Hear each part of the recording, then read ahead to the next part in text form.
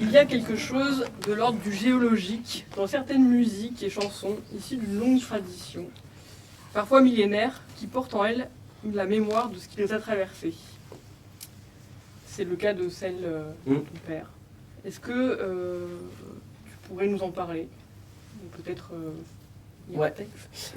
Comme j'ai lu l'autre, je vais peut-être pas lire celui-là parce que ça va. Mais peut-être je vais la chanter. Mais donc c'est une chanson, c'est un poème de Finlande du 9e siècle qui fait partie d'un recueil de poèmes et de contes qui s'appelle la Kantele, qui a été compilé, je pense, au 19e siècle. Et ça a été traduit au XXe siècle par un homme qui s'appelle Jean-Luc Moreau, et mon père a pris ce poème et l'a adapté pour en faire une chanson. Et c'est vrai que quand moi j'ai commencé le collectif, c'est la première chanson qui m'est venue parce que je pense j'avais déjà toute une mémoire avec ce chant. C'est-à-dire que j'avais toutes les cérémonies où mon père les avait chantées, funérailles ou mariage, et lui-même avait configuré une mémoire corporelle qui, je pense, se transmet en fait quand on est en présence de quelqu'un. Et c'est vrai que c'est quelque chose, moi, que j'envie aux traditions qui sont constituées, aux traditions religieuses, c'est que quand quelqu'un dit à notre père, il sait que depuis 2000 ans, des gens ont traversé ces mots dans ce contexte, les ont chargés d'une expérience, d'une espérance, etc.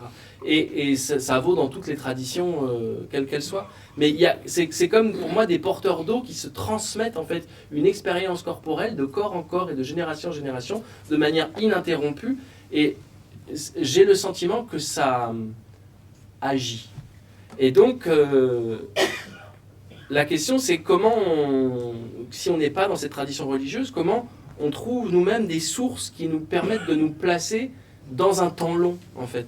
Et ça, je pense que toutes les cérémonies funéraires participent à ça, de replacer cette mort-là dans un temps très long, un temps mythologique s'il faut, dans un espace, dans une cosmologie, c'est pour ça qu'il y a dans les cosmologies d'Amérique latine, dans les cérémonies funéraires, sont beaucoup convoquées les étoiles, le vent, la terre, l'eau, etc.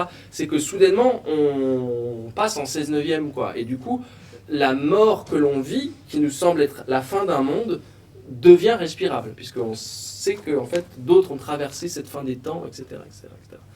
Et je pense que pour moi, c'est important en fait, de ne pas partir de zéro, et donc d'hériter de chansons qui sont chargées. Je chante par exemple Le Temps des Cerises, qui a une histoire qui n'est pas funéraire, mais qui marche complètement dans le contexte funéraire.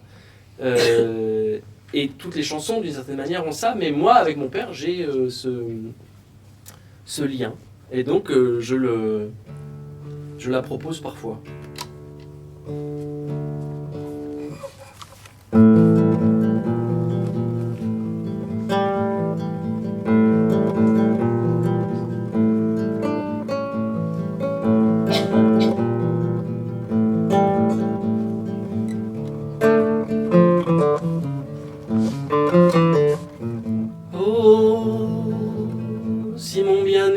S'en venait, si mon ami marchait vers moi, de par son pas je le saurais. Oh, sa démarche me le dirait, à la distance d'une verste, même si deux nous séparaient. Vite en vapeur je volerai, en volute m'évaderai, ma bouche à ses baisers offerte. En flamèche je fuserai, en jet de flamme jaillirai, ma bouche à ses baisers offerte.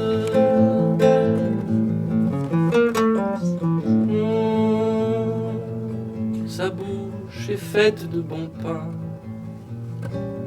sa lèvre à l'arôme du miel, sa lèvre à l'arôme du miel.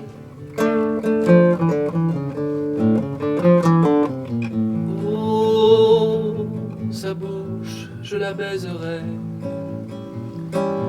Fut-elle au-delà de la mort? Fut-elle au-delà de la mort? Vite en vapeur je volerai, en volute m'évaderai, ma bouche à ses baisers offerte. En flamèche je fuserai, en jet de flamme jaillirai, ma bouche à ses baisers offerte.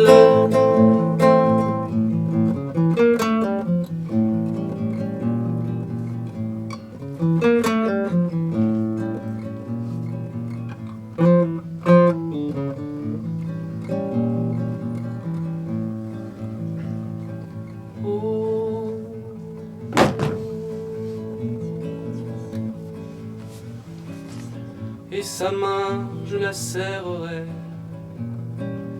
Fut-elle d'un serpent le siège? Fut-elle d'un serpent le siège? Oh, ses mains sont belles comme l'or. Son cou, c'est un brin de bruyère. Son cou, c'est un brin de bruyère. Oh, si mon bien-aimé s'en venait, si mon ami marchait vers moi, si mon bien-aimé s'en venait.